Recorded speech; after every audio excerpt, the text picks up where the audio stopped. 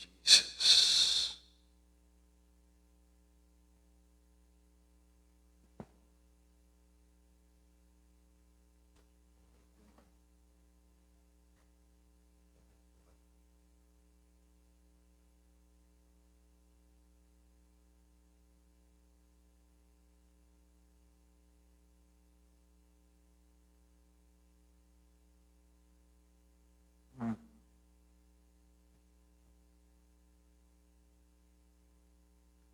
Praise God.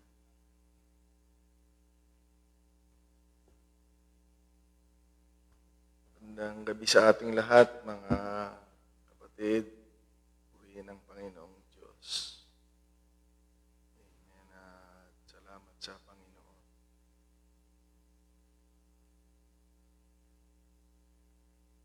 Praise God. So, sa hindi pagtatagal ay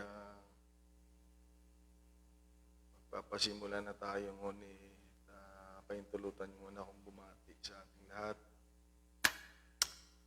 Greeting you all, everyone, in the name of the Lord Jesus Christ, na nawa ay mabuti po ang ating kalagayan. Kung hindi man, amen, lagi kong sinasabi, may pag-asa tayo na magiging okay din ang lahat. By the help of God, mga kapatid. So, manatili tayo sa ating Panginoon, maglingkod sa Diyos.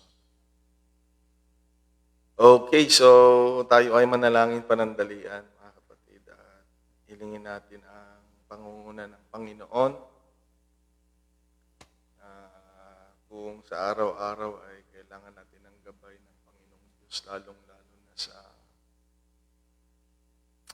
kanyang mga salita. Dahil pag nagkamali tayo sa salita ng Panginoon ay hindi tayo matutulungan, ngunit kapapahamak natin.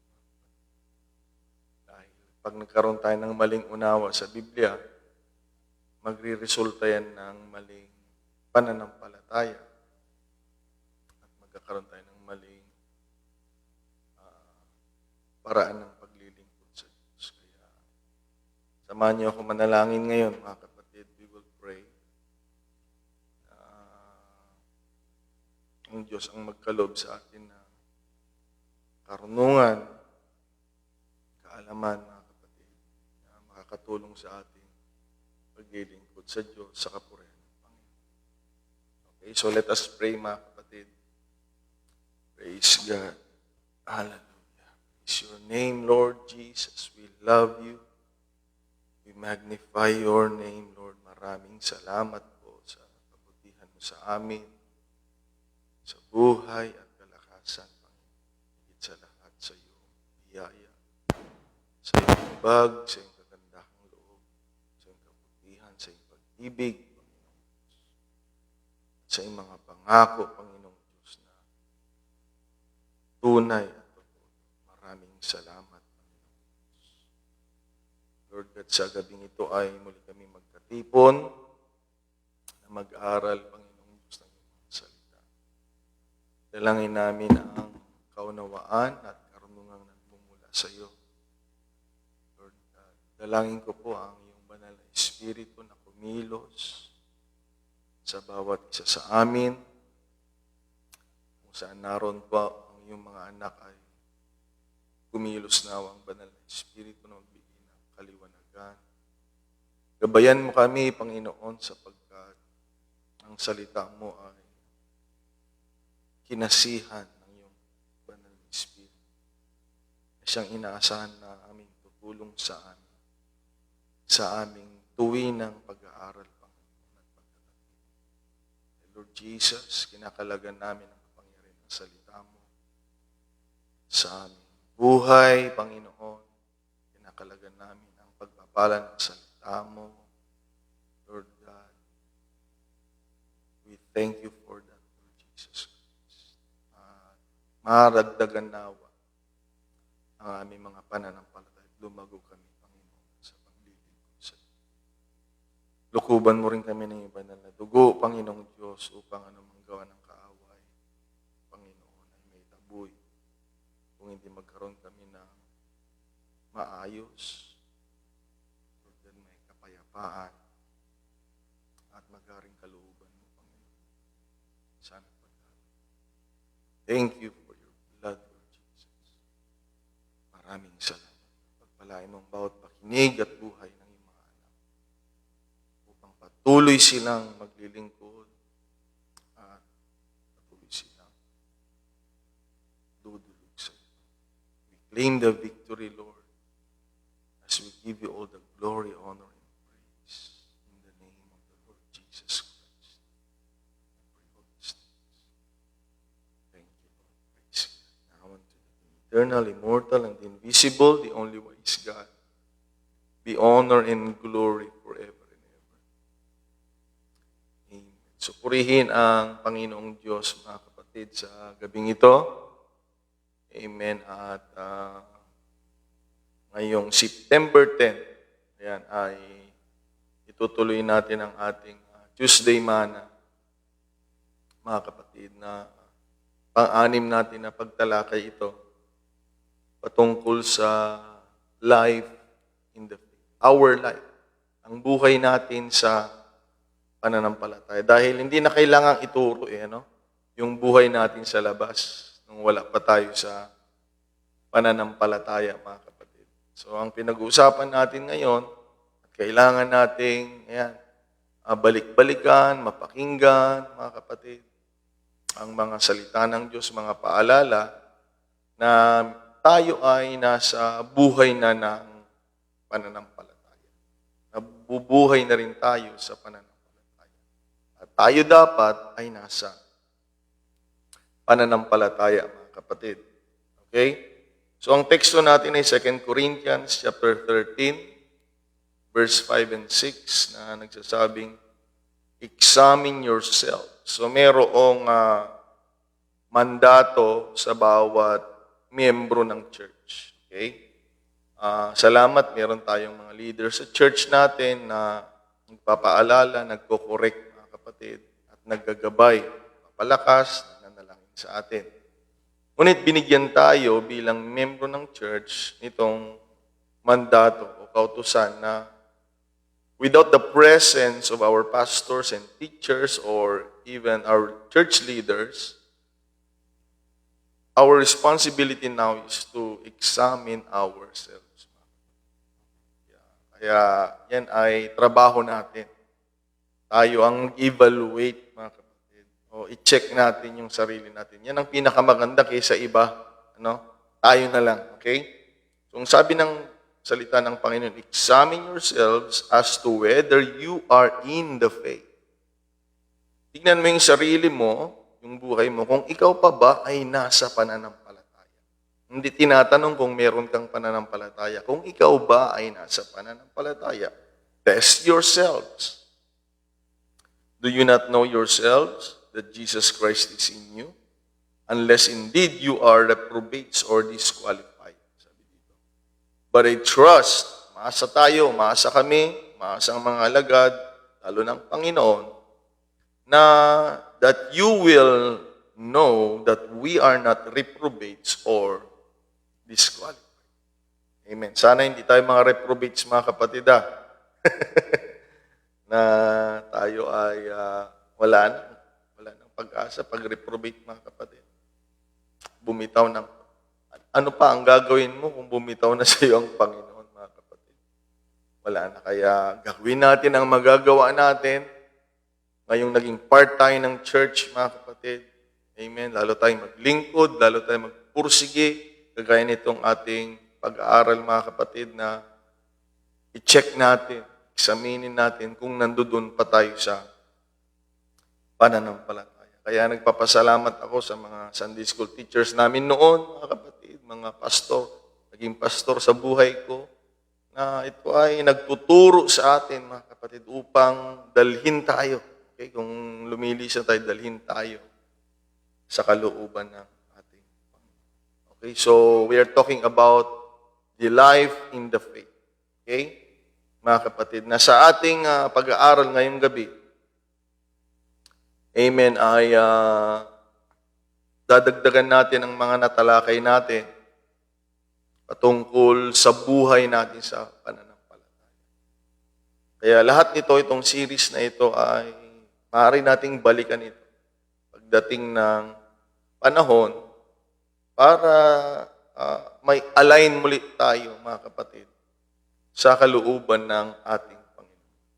Okay, maganda po itong usapin natin ngayong gabi dahil ang pag-uusapan natin ay patungkol sa kaisipan. So bilang mananampalataya na nasa pananampalataya, okay, pag-usapan din natin ang ating kaisipan. Dahil ang Biblia din ay nagtuturo kung ano ang mga dapat nating isipin. Yan. Okay, actually, ang Biblia din, siguro sa ibang pagkakataon, mga kapatid, ay tinuturuan tayo paano gumawa sa Panginoong Diyos. Napakahalaga kasi ng isip, mga kapatid. Amen. Kaya, ultimo yan, para sa isip natin, ay meron ding dapat isipin. Okay? Dapat, bilang nasa pananampalataya na tayo, meron tayong tama at dapat isipin. Okay? Mga kapatid, our thinking in the faith. Ang kaisipan natin, dahil siyempre nung nandoon tayo sa labas, sabi nga mga kapatid, kung maalala ninyo yung sabi ng Panginoong Hesus sa Matthew chapter 6, na ang kaisipan daw ng mga hintil, mga pagano, okay mga kapatid, sa chapter 6, ay ang pagkain, inumin, damit, yung buhay dito. Okay, yan yung thinking naman natin noong wala pa tayo sa pananampalataya. Kaya it doesn't matter kung mananalangin tayo, it doesn't matter kung mag-church tayo noon. Yan ang totoo mga kapatid. No? Mga dating katoliko dyan, nakagaya ko. Na naaalala lang ang Diyos, mga kapatid, kapag mayroong sakit. Eh, sabi ko kay Lord noon, tuwing nagkakasakit ako, sabi ko noon, kahit loko-loko ako noon, may bisyo, sabi ko, Lord, siguro mabuti pa, lagi na lang ako may sakit ka. Kasi, naiisip lang kita kako pag may sakit ako eh.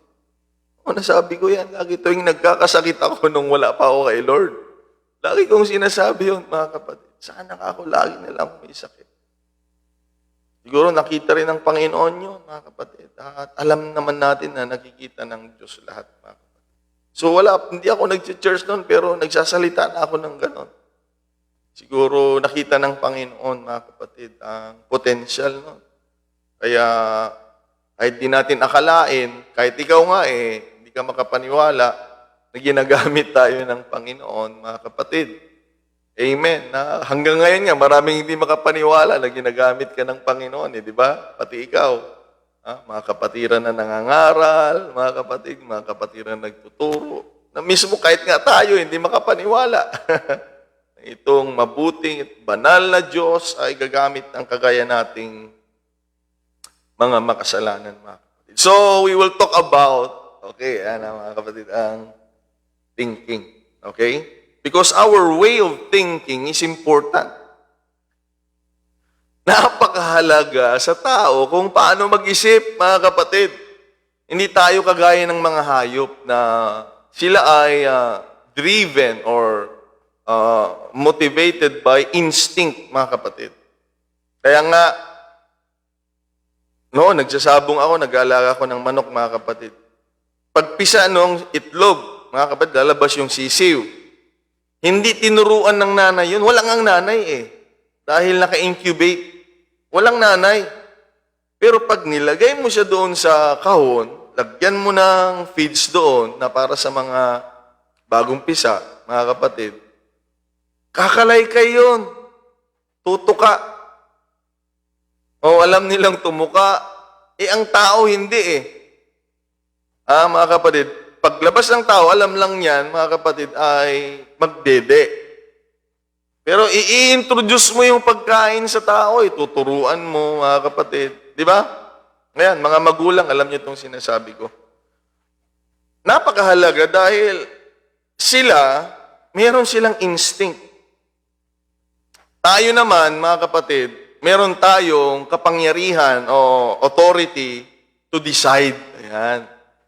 Ayan, kaya desisyon mo kung dadalo ka sa gawain, desisyon mo kung makikinig ka ng maayos ngayong gabi. Okay? Dahil, mga kapatid, napakahalaga, ayan, ng ating kaisipan. So, kalabitin mo yung katabi mo dyan sa UPCIFF. Magandang gabi sa inyong lahat. Ano na kayang iniisip ninyo? Sabi mo, ano kayang hinanda nyo dyan, mga kapatid? Okay, so ito. Sabi ni John Maxwell, mga kapatid. Ayan. Sabi ni John Maxwell, what enters in our mind and occupies our thought process. Lahat ng pumapasok sa isip natin. Actually, alam nyo, gusto kong ipangaral ito eh. Oo, itong lesson na ito, pero ngayon na lang, mga kapatid. Kung ano daw ang pumapasok sa isip natin, kung ano daw ang nag-occupy, mga kapatid, bumabalot, okay? O nagmamanipula sa isipan natin, will somewhere, sometime, come out of our mouth. Kaya pala, imposible na yung sinasabi natin na hindi pumasok, hindi galing dito, mga kapatid. Amen. Kaya napakahalaga, yan. Kahit hindi muna tayo mananampalataya, napakahalaga kung anong nilalaman ng isip dahil yan ay lalabas sa ating bibig. Okay, mga kapatid. Hindi ka naman pwedeng magsalita ng bagay na hindi mo alam. Kaya napakahalaga po bilang mananampalataya din naman, mga kapatid, dahil hindi natin pwedeng silitain yung mga sinasalita na alam niyo naman, mga kapatid. Kaya napakahalaga kung ano ang tumatakbo dito sa isipan natin, mga kapatid. At siguradong yan yung lalabas sa bibig natin. Hindi naman po pwede na positibo yung isip mo, lalabas sa bibig mo, negatibo, hindi po pwede yun, mga kapatid. Normal na kung ano ang, totoo itong sinasabi ni John Maxwell, na kung anong pumasok at nag-occupy sa ating kaisipan, yan yung lalabas. Okay, kaya napakahalaga, magbasa tayo ng mga libro na makakatulong sa atin, magbasa tayo ng Biblia, mga kapatid. Amen, makinig tayo ng pangangaral. Okay? Ipapasukin natin yan dahil kung ano yung pumapasok sa isipan natin, yun yung lumalabas sa bibig natin. Alam niyo, natutuwa ako dito sa isang taon kong anak, si Sabi. Tuwing anong oras na ba? Tuwing tanghali, pag matutulog kami, mga papasok ng 3:00. Sabi ko, pag sinabi ko matutulog na, yan, pupunta na kami sa higaan, patayin ko yung ilaw para kasi habang may ilaw, maglalaro yung mga yan. So natutuwa ako kay Sabi, alam niyo kung bakit? 1-year-old nasanay kasi siya na binubulungan ko yon ng mga bersikulo. Sabi kasi ng Biblia, ang puso daw ay lupa. Ang salita ng Diyos ay binhi. Kaya naniniwala ako sa Biblia, binubulungan ko yung bata kahit di niya naintindihan. Alam niyo, mga kapatid, ngayon nasasanay na siya. Nasasanay na siya. Pag nakahiga na ako, nakahiga na si ate niya.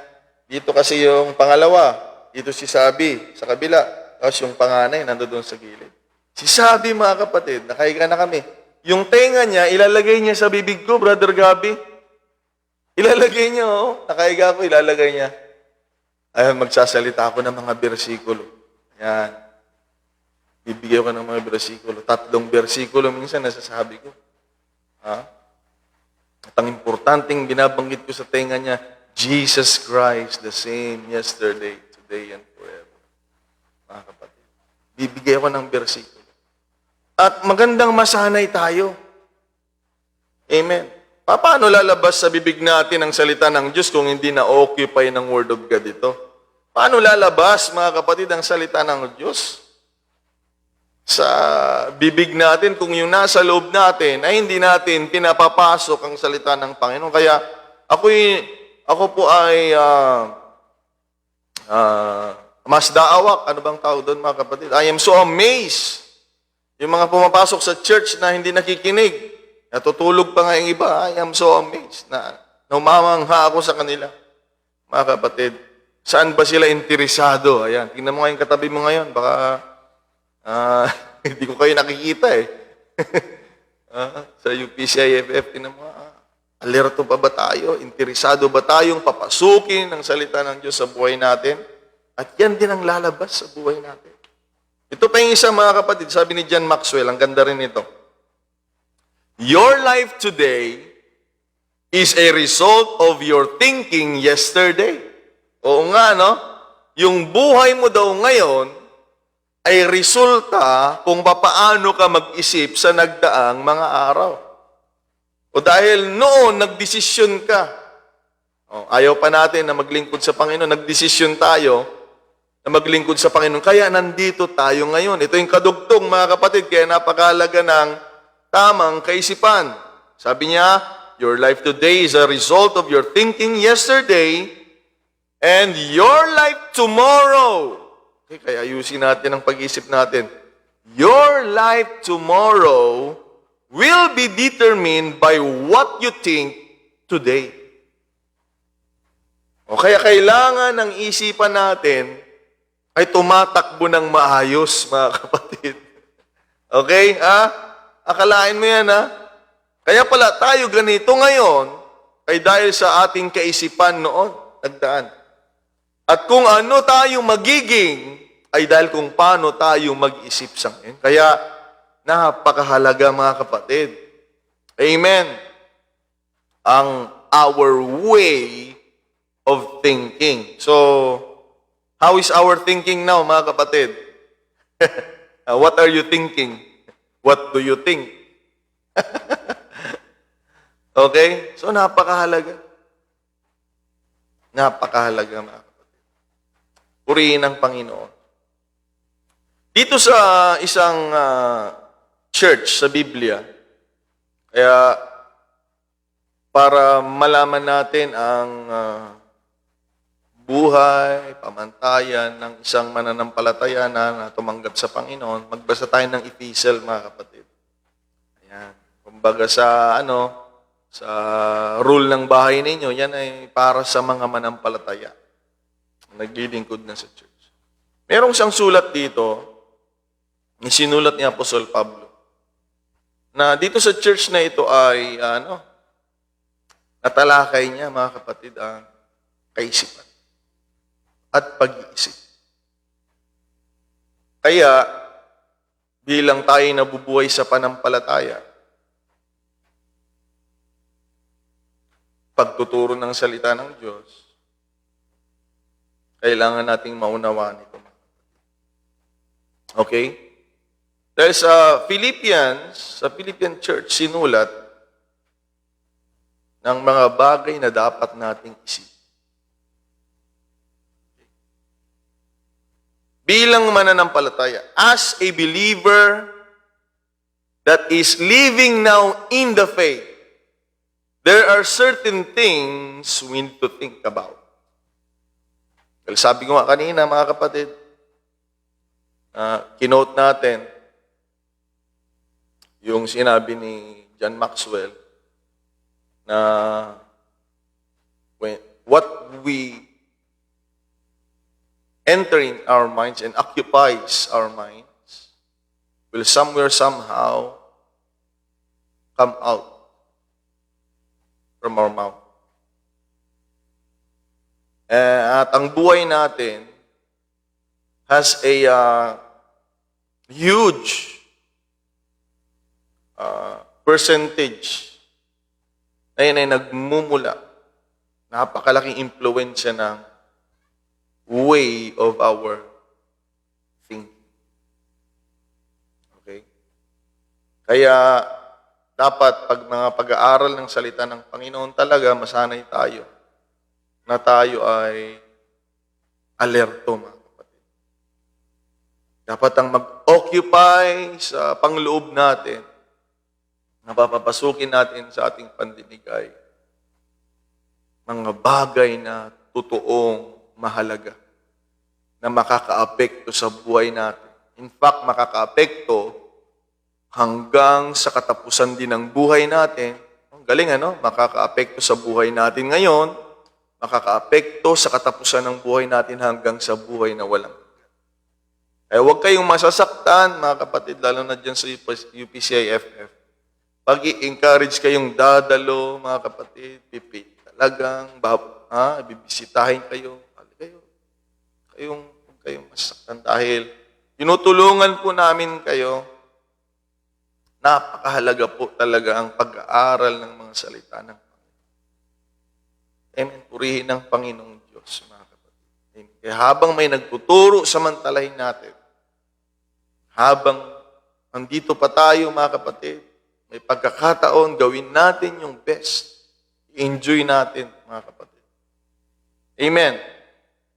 So in Philippians chapter 2, sabi dito, verse 3, do nothing out of selfish ambitions or vain conceit. Rather, in humility, value others above yourselves. Not looking to your own interest, but each of you to the interest of others.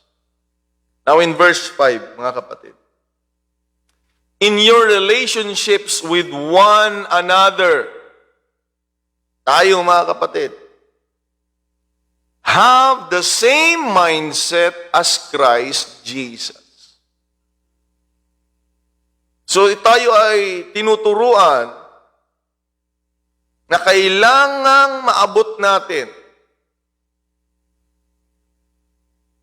sa katauhan ni Kristo ito, mga kapatid. Hindi sa kanyang pagka-Diyos, walang sino mang makakaabot nun. Sa kanyang pagkatao, excuse me, kailangan maabot natin yung kaisipan niyang ito. Na yun ay inuutos that we need to have the same mindset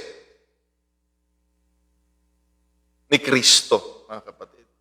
Na ito, who being in a very nature God, did not consider equality with God something to be used to His own advantage. Hindi niya ginamit yun. O Diyos ako, Undeniably, mga kapatid, siya ang Panginoon. He is God, mga kapatid. Amen. Pero He didn't use it as an advantage. Yet, tignan nyo, rather, He made Himself nothing by taking the very nature of a servant, being made in human likeness. And being found in the appearance of a man, He humbled Himself by becoming obedient to death, even to death on the cross. So, ang isip pala natin, mga kapatid, kung meron tayong kukopyahin, naisip, hindi yung isip nung magaling na mga ngaral at mga kung sino man, mga kapatid. Ay, gusto ko tong isip nito. Gusto ko tong isip nito. Ang utos sa atin ay magkaroon tayo ng kaparehong kaisipan ni Kristo sa kanyang pagkatao. Na ang kaisipan niya, kahit siya ay Diyos, ay naglilingkod. Mga kapatid, nung hugasan niya yung paa ni Pedro, ayaw ni Pedro eh. Siyempre, kilala nilang Panginoon eh. Pero sabi ng Panginoon, kailangan mangyari ito. Mga kapatid. Amen. Okay? Nagpakumbaba. Yan, mga kapatid. Yan ang dapat na-observe sa atin, mga kapatid. Pangit pag si Kristo nga, hindi nga siya matapang eh. Talagang, Diyos ako. Kapatid, hindi siya ganon. Okay? At maging masunurin hanggang sa kamatayan. Dapat ganon yung kaisipan natin. Handang maglingkod sa kapwa natin mananampalataya. Amen, mga kapatid. Pakumbaba at sumusunod sa kalooban ng Diyos. Yan dapat ang isipan natin. na kagaya kay Kristo. Kung ganyan ang isipan natin, hindi tayo mawawala sa paglilingkod sa Panginoon. Dahil napapaluguran natin ang Diyos. Dahil tinaas ng nag-glorify si Jesus Christ sa paraan na ito. Kaya kung we will do the same, mga kapatid, sigurado natutulungan tayo ng ating Panginoon. Amen.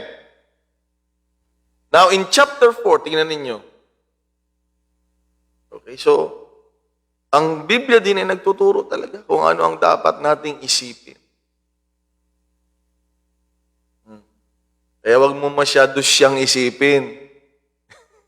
Baka iwanan ka dito.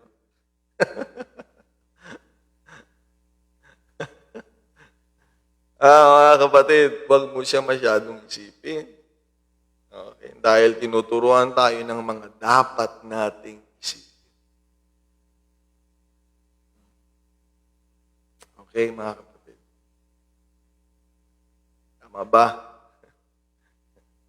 Meron tayong dapat isipin. Okay? In chapter 4, tingnan nyo ito mga kapatid. Dito, hihimay-himayin natin. Okay. In chapter 4, verse 8, sabi dito, finally, brethren, whatsoever things are true, whatsoever things are honest, whatsoever things are just, whatsoever things are pure, whatsoever things are lovely, whatsoever things are good, are of good report, if there be any virtue, and if there be any praise, think on these things. Ito dapat pala ang ating iniisip, mga kapatid. Amen. So kung gusto nating manatili sa Panginoon, hindi mawala ang Diyos sa buhay natin, mga kapatid, there are certain things we need to think about. Sabi ko nga, napakahalaga ng way of thinking natin sa buhay na ito hanggang makarating tayo sa buhay na walang. So, ang Biblia ay nagtuturo kung ano dapat nating isipin. Okay, mga kapatid? Ang isipin daw natin ay katotohanan. Yan. Okay? Ang kabaligtaran ng katotohanan, mga kapatid, ay not true. Mga kapatid, mga bagay na fictitious. Okay, pag ganito, yung dulo ng rainbow, mga kapatid. Punta tayo doon, mayroong pot of gold doon. Yan, abangan natin yung kometa. Mga kapatid, abangan natin.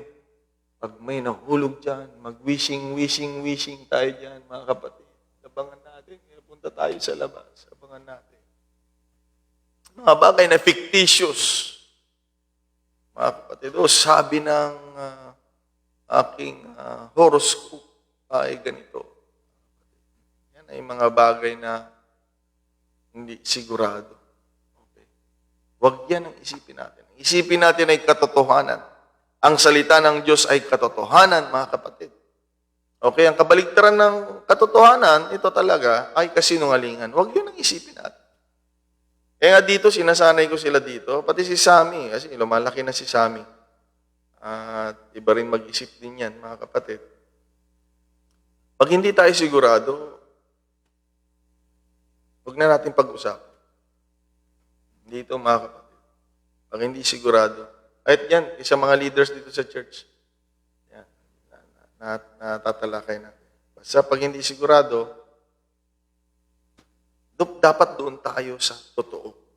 Sa facts, mga kapatid. Kaya lugi tayo pag iniisip natin yung bagay, hindi naman totoo, mga kapatid. Ikaw yung lugi, kaya mag-ingat tayo. Nang sabi ng Biblia, ang dapat nating isipin ay yung mga bagay na totoo. Okay, mga kapatid? Ngayon, ang dali kasing gumawa ng istorya. Kaya huwag tayong mag-isip ng mga bagay na kasinungalingan at tanggapin sa buhay. Huwag, mga kapatid. Naalala ko, sabi ng Biblia, mga kapatid, kaya mag-ingat tayo, ng ama ng kasinungalingan ay ang kaaway. He is the father of lies. Itong demonyo, mga kapatid. Ay tulungan tayo ng ating Panginoong Diyos. Kaya dapat nating isipin yung mga totoo. Ang sabi ng Panginoon. Ang sabi ng Panginoon. Ang sabi ng Panginoon. Yan, siguradong totoo yan, mga kapatid. Amen. Yung mga salita talaga na talagang may pruweba. Ayan. Lalo ngayon, ang daming mga marites, mga kapatid, no? Gawa-gawa ng mga istorya, ganyan. Ayan. Kaya pag ikaw naman, naniwala ka kaagad, lugi ka. Kawawa ka, mga kapatid. Amen. Dapat dito tayo. Yan sabi ng Biblia, think on these things. One of those is, we need to think about what is true. Mga kapatid. Amen. Sabi dito, we need to think about what is honest. Okay?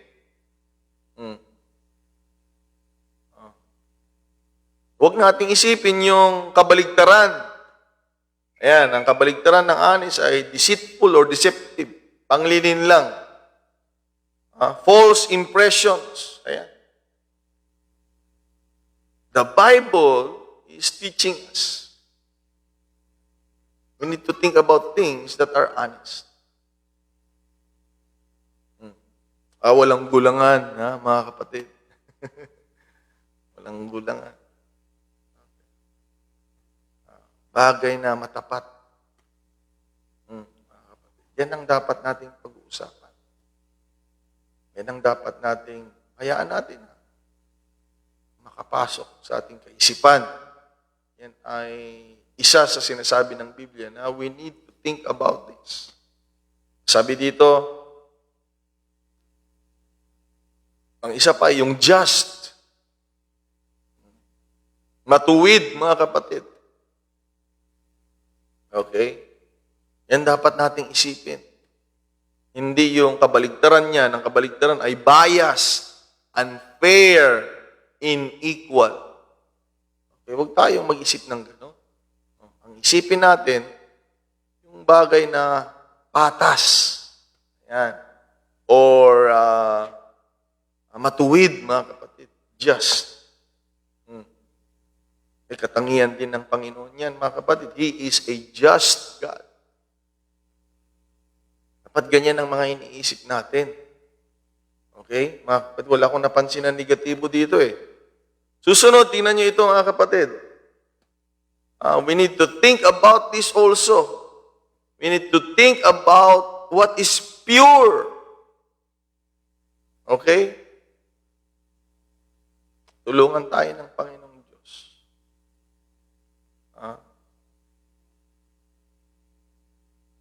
Anong kabaligtaran niya? Ng dalisay. Umalis, no? Dapat di tayo malisyoso, mga kapatid, yan. Maraming ganyan. Maraming ganyan. Brother Gabi, nagkukwentuhan lang kayo. Sabihin ko, nakita ko si Nako. Nagkukwentuhan kayo, naitapat kayo doon sa doon sa may hotel, doon sa baba ng hotel, doon kayo, nagsalubong kayo doon, nagkwentuhan kayo, may nakakita sa inyo. Nako. Hindi nyo naman alam. Nandoon kayo sa may tapat ng Brother Gabi, wala na. Ikaw naman na nakaisip, sabi ng Bible, op. Nagturo noong September 10. Ang isipin natin ay pure, baka mamaya nagsalubong nga lang naman sila doon. Yung dalawa, walang kasalanan, ikaw, meron na. Kasi nga, malisyoso, mga kapatid. Okay. Kaya nga sabi ng Biblia, tingnan nyo ito, na maganda pag pure yung mind natin. Okay. Hindi tayo malisyoso. Sabi ng Bible, tingnan nyo. Sa Titus 1:15. Titus 1:15. Everything is pure to those whose hearts are pure. you really have a pure heart, walang mali siya, mga kapatid. Ay, tinext ako, pastor, ni brother, siguro crush niya ako ito. Kawawa naman yung sister. Bawian natin yung sister, mga kapatid. O, pastor, tinext ako ni sister, siguro crush niya ako ito. Huwag ka. Assuming ka naman. Malisyoso ka. Tinext ka nga, tinatanong lang eh. O. Anong oras yung gawain? Crush niya ako ito. Mga kapatid, tayo mag-isip ng gano'n. Ito ang kawawa. Kaya nga tinuturuan tayo ng Biblia. Think about pure. Think pure. Ikaw ang kawawa pag malisyoso ka. Oo, ikaw. Yung mga tao sa paligid mo, walang kasalanan, ikaw, mga kapatid, nagkakasala ka na. Oy, ako yatang pinag-uusapan ito mga ito. Hindi, wag ganun. Sa church, ganito, ganyan, ganyan. Naku, ako yata Think pure. Mga kapatid, you have a pure heart. Everything is pure. To them who are pure, all things are pure. Sabi ng Biblia, mga kapatid. Amen. In fact, sabi nga, tingnan nyo in Matthew 5:8, God blesses those whose hearts are pure, for they will see God. Okay, kaya kapag dalisay, ang puso mo, ang kaisipan mo, mga kapatid, yan daw ang isipin natin, sabi ng Philippians, mga kapatid, 4:8. Think on this, what is pure. We will see God, mga kapatid. Amen. Kaya pala may mga tao, hindi nila nakikita ang Diyos dahil hindi pure ang puso nila. Okay. Tandaan natin, mga kapatid, in the image of God, kinreate ang tao. Kaya dapat yung mga tao, hindi natin pag-iisipan ng masama dahil nasa kanilang image ng Diyos. We need to mag-isip tayo ng pure, mga kapatid. Amen, mga kapatid. Tulungan tayo ng Panginoong Diyos. Amen. Sabi pa dito, let us think about those who are lovely. Hindi lang yung magaganda ito. Kaya, pastor, hindi ako nag-iisip ng mga pangit. Hindi yun yung ibig sabihin. Mga kaibig-ibig. Yan, mga kapatid. Dapat nating isipin. Ibig sabihin, huwag nating isipin yung mga bagay na hindi kaibig-ibig, yung mga masasama. Huwag yun. Abominable or unpleasant. Huwag yun, yung mga hindi kaibig-ibig. Isipin natin, mga kaibig-ibig.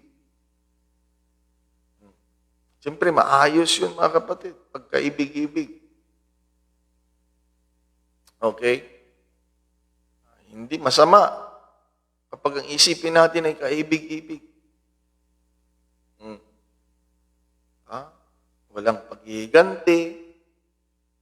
Okay? Walang pagtatalo. Dahil kaibig-ibig ang iniisip mo. Okay? Tulungan tayo ng Panginoong Diyos na i-absorb natin ito dahil napakahalaga kung anong iniisip natin, napakalaking epekto sa buhay ng isang tao. Kahit hindi mananampalataya. Mga kapatid. Pero tayo na nasa pananampalataya, kailangan meron tayong mga bagay na iniisip at ito'y kabilang dito. We need to think about what is true, honest, just, pure, and lovely. Kaya nga pala, ang pangalan naman nung si Lovely, kaya lagi mo nang iniisip si Lovely naman. Hindi yun. Mga kaibig-ibig. Mga kapatid. Ito pa, mahalaga ito. Besides thinking about mga kaibig-ibig or mga bagay na lovely, we need to think about good report. Okay, isipin natin yan, good report. So, ibig sabihin, huwag tayo mag-isip ng mga bagay na bad report, mga kapatid. Huwag tayo mag-entertain ng mga masasamang mga Hindi yan ang utos sa akin. Okay, hindi yan. Maganda, mga tagumpay. Ayan. Okay? Magandang pag-usapan yan. Mga bagay na nakaka-encourage. Ayan, mga kapatid. Huwag kayong makikinig sa mga bagay na mapanghikayat. Oh. Alam mo, tayo ang magkabati, kalaban natin si ganito. Huwag ganon. Hindi pwede tayo tawagin na saints. Hindi tayo pwedeng tawagin church. Hindi tayo tawagin apostolikong anak ng Diyos pag ganyan. Mga kapatid. Demonic nga yun eh.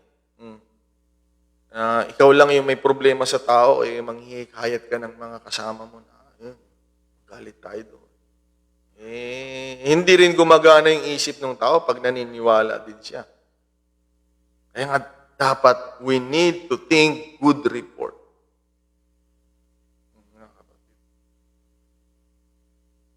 Okay? Nandiyan pa ba kayo, mga kapatid? Kumusta naman kayo dyan?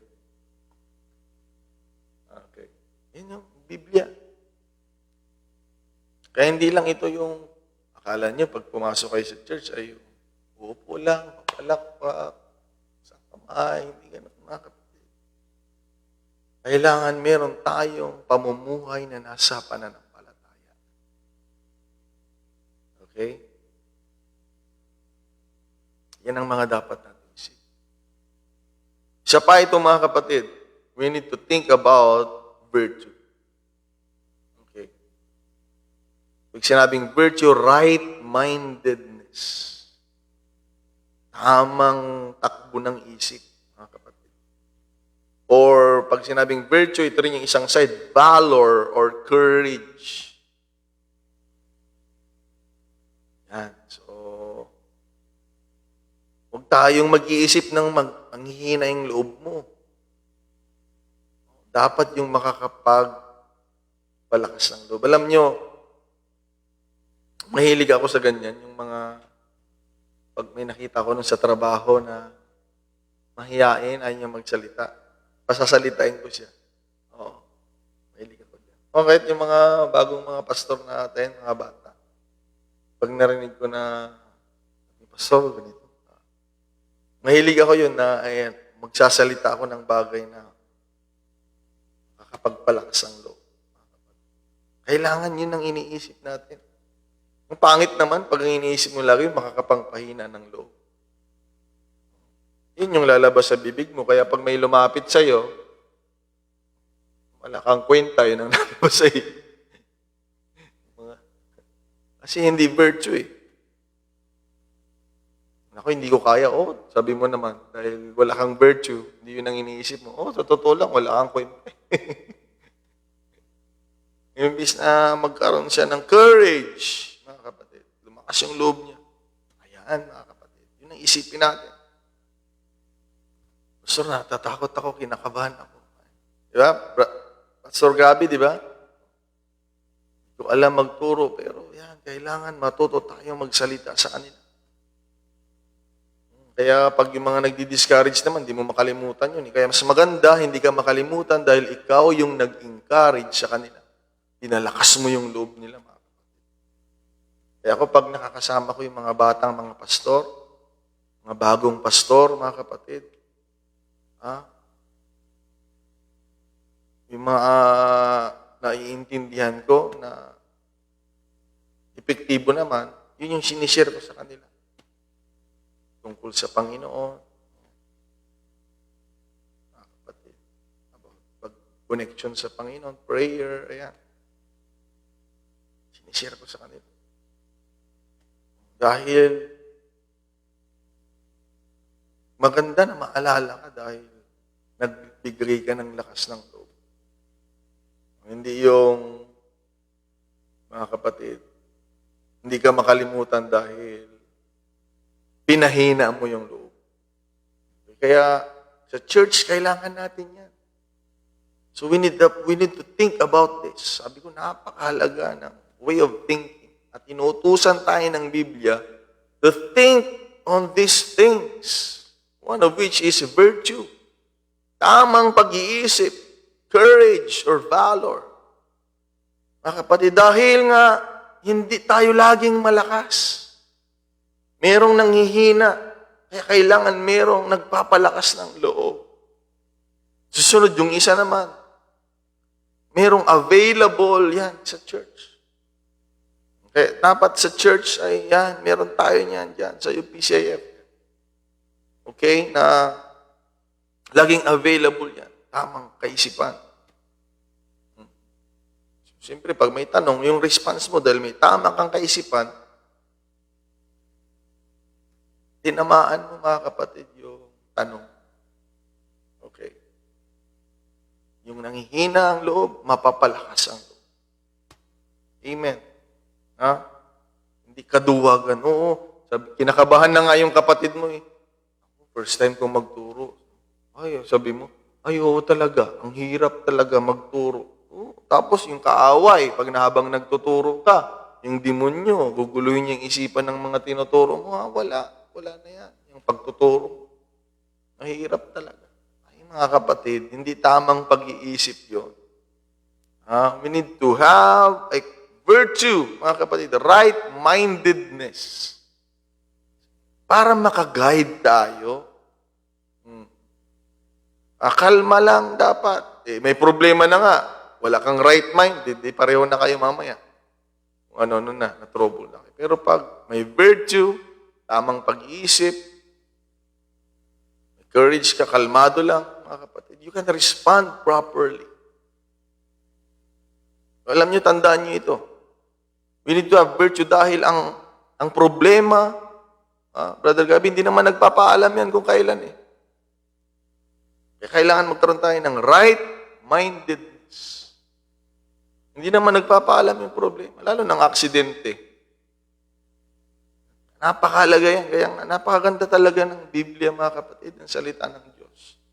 Makakatulong hindi lang spiritual, maging sa buhay natin na nauukol sa mundong ito. O salamat sa Panginoon.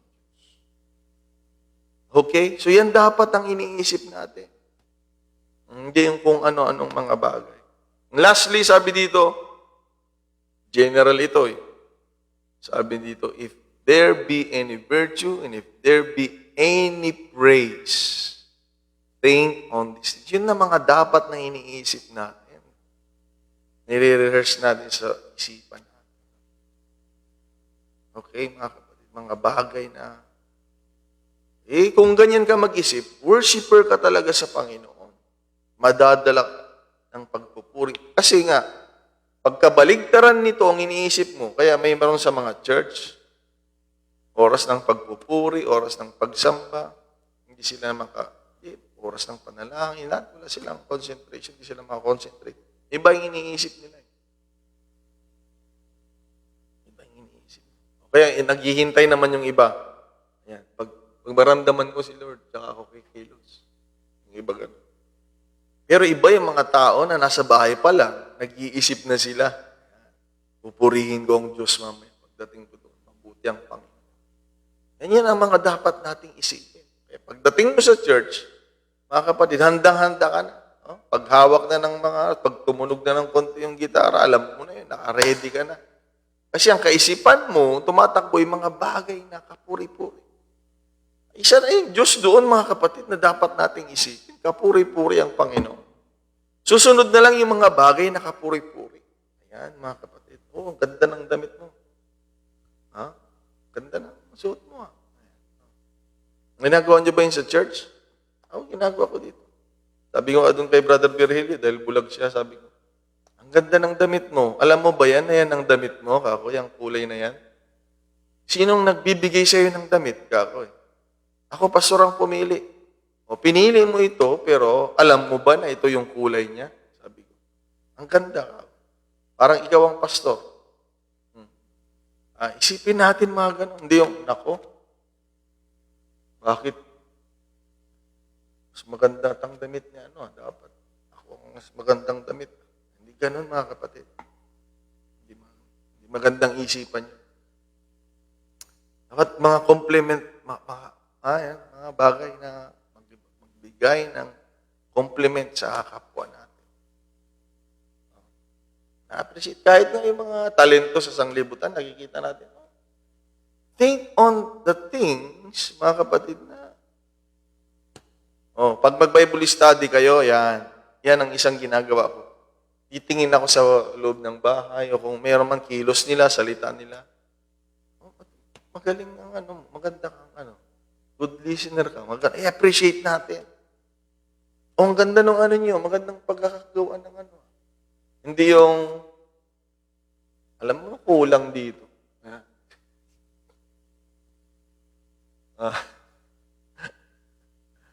Kung ano-anong napapansin, mga kapatid.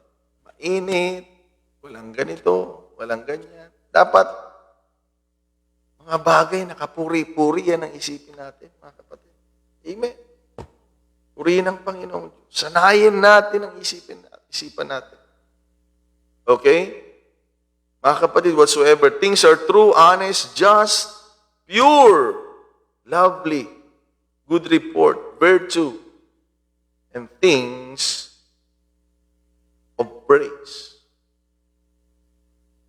Think on these things. Hindi tayo dapat mag-isip ng kaguluhan. Mga kapatid, hindi tayo dapat mag-isip ng negatibo. Tinuturuan tayo ng Biblia. At totoo nga, pag ginawa natin ito, makatulong talaga sa atin. Pag na-exercise natin ito, mga kapatid, kahit may problema ka, nakakaisip ka pa rin ng maayos. Kahit inaaway ka, nakakaisip ka pa rin ng maayos. Kahit anong naririnig mo, nakakaisip ka pa rin ng maayos. Kasi mayroong tumatakbo sa isip mo. Tandaan natin, mga kapatid, hindi tayo excuse sa problema sa paligid, may karamdaman tayo, mga ganyan. Ang mundong ito ay pasama ng pasama kung ano-anong nakikita, kung anong naririnig natin. Pero kung ang isipan natin ay hindi maaapektuhan, ayan, malaking bagay. Hindi natin kontrolado ang kailangan, sabi mo sa kasama mo, kailangan na sabihin mo, puro maganda. Hindi mo kontrolado yan. Lalo na yung galit sa'yo, hindi mo kontrolado yung sasabihin niya sa'yo. Mga lugar na madadaanan mo, mga kapatid, mga pagsubok. Pero kung tama ang pag-iisip natin, salamat sa Diyos. Salamat sa Diyos. Hindi ka magdidesisyon na aalis. Hindi ka magdidesisyon na susuko na ako, ayaw ko na. Hindi kasi ganito ang iniisip ng mga backslider. Hindi kasi ganito ang iniisip ng mga umalis. Ang iniisip nila, ayaw na nila ako. Yan ang naririnig ko sa kanila. Hindi nila ako mahal. Yan. Sabi ng Bible, we need to think lovely. We need to think just. We need to think pure. Nakapagalitan ako ni Pastor. Lakas ng boses niya eh. Siguro, karapat-dapat akong pagalitan dahil, matagal na niyang sinasabi sa akin. Dito, nagagalit lang ako pag sinabihan ko na, kahit yung mga anak ko. Hindi yung first offense, galit ka kaagad. First offense, galit ka kaagad. Nagagalit lang ako kasi may dahilan na, Sinabi ko na eh. Okay? So, pag pinagsabihan ka, napagalitan ka, at totoo naman, may nagawa ka, huwag mo sabihin, hindi na nila ako mahal, aalis na ako dito. Yan ang mga, sila yung mga nadedemon possess, yung mga nag-iisip. Hindi na ako mahal, hindi na ako mahal. Yan. Dito mga kapatid, ganyan ang experience dito. Yung mga nadedemon possess. Hindi nila ako mahal. Hindi nila ako mahal. Huwag yun kasi ang isipin mo. Hindi naman yun ang tinuturo sa atin eh. Ayan ang isipin natin. Amen. Ulitin ko, hindi mo, lalo sa trabaho ninyo, hindi nyo naman kontrolado ang paligid ninyo eh. Pero mga kapatid, kung itong isipan natin, alam natin ang iniisip natin, mga bagay-bagay. Salamat sa Diyos. Amen. Makakayanan mo lahat. Amen. Anumang mga bagay. May tulong. Gagawin ng Diyos pag tama ang kaisipan natin. Kaya kailangan nating mapuspos lagi ng Holy Ghost. Amen. Kailangan natin. Sabi ng 2 Timothy chapter 2, 2 Timothy chapter 1 verse 7. For God has not given us a spirit of fear. Kaya pag may Puspos tayo ng Espiritu Santo, wala yung takot. Kung hindi, but of power and of love and sound mind. Karang virtue yun, mga kapatid. Amen. Kaya kapag tayo na lang yung nagsasalita, wala yung Espiritu Santo, kung ano-ano na lang. Pero pag may gabay ng Espiritu Santo ang isipan natin, maganda yung sasabihin natin. Amen. Lalo na kung magmi-ministeryo kayo, magtuturo kayo, mga kapatid, kailangan masaturate yung isipan natin. Amen. Ng salita ng Diyos, ng presensya ng Panginoon. At yun yung lalabas sa bibig natin. Praise God, mga kapatid. Napakahalaga. Napakahalaga. Bilang nasa pananampalataya, meron tayong dapat iniisip. Amen. Lastly, mga kapatid, tingnan niyo kung gaano kahalaga ang pag-iisip. Sabi ng taong marunong sa Biblia, Proverbs 23 verse 7, For as he thinks in his heart, so is he. Kung paano ka daw mag-isip, ikaw yun. O nga naman, paano magiging ikaw yun na hindi naman yun yung iniisip? And napakahalaga ng pag-iisip. Amen. Ha? We are blessed. Yan dapat iniisip mo. Anak ako ng Panginoon, hindi ako papabayaan ng Diyos. Mabuti ang Diyos. Mga kapatid, yan. Mga bagay na kapuri-puri. Amen. Kung yung mga tinawag ng Panginoon sa Biblia hindi pinabayaan, may mga karamdaman sa Biblia ay gumaling. Iisang Diyos na pinaglilingkuran ay ganun din. Mabuti ang Panginoon. Dapat, mga kapatid, gano'n. Dapat ang iniisip natin, mga bagay. Ayan. Lalo na pag wala tayong ginagawa, isipin natin mga bagay-bagay patungkol sa salita ng Panginoon, sa Diyos, sa gawain ng Panginoon. Amen, mga kapatid, sigurado ay mapapaluguran natin. Dahil ako, mga kapatid, yan nga, laging open yung mind ko, laging kumbaga yung antena ay nakataas lagi. Dahil ang Diyos, He is dropping thoughts. Naghuhulog siya ng kaisipan sa isip niya. Hindi kanya bibigyan kapag alam niya kung ano-ano lang iniisip mo. Kaya I pray to God na mabigyan tayo ng espiritu ng kaliwanagan sa ating mga kaisipan. Amen. Dahil kung paano ka mag-isip, ikaw yun. Sabi ng Biblia. Proverbs 23:7. Napakahalaga. The way we think is who we are. Amen. So we are Christians. We serve the Lord. We are children of God. Isipin natin, mga kapatid, mga bagay-bagay. Guguluhin tayo ng kaaway. Amen. Magpapadala yan na manggugulo sa atin. Mga salita, mababasa, mapapanood. Pero sa gabing ito, salamat sa Diyos. Amen. Pag mababantayan natin ang isipan natin. Amen. Hallelujah. Praise God. Matutulungan tayo. Kaya nga sabi kanina, okay, I will quote yung sinabi ni John Maxwell. Your life today is a result of your thinking yesterday. And your life tomorrow will be determined by what you think. Kaya kung itong mga salita ng Diyos ang isipin natin ngayon, magandang bagay ang mangyayari. Amen. Sa atin. Panginoon. Purihin ang Diyos, napakabuti ng Diyos, mga kapatid, masarap maglingkod sa Panginoon. Ano? Napakasarap. So, salamat sa Diyos, mga kapatid. Amen. Tutuloy natin ito. Maybe sa September 24. Salamat sa inyong panahon. Amen. Patuloy nating pagkaisahan ng mapaluguran natin ng Diyos. Mga bagay-bagay na kapuri-puri. Dumalo tayo sa gawain. Mahalin natin ang Diyos, hindi lang sa schedule, kundi sa araw-araw, kahit sa bahay natin. Amen. Ganun pa rin ang pagnanasa ng puso natin.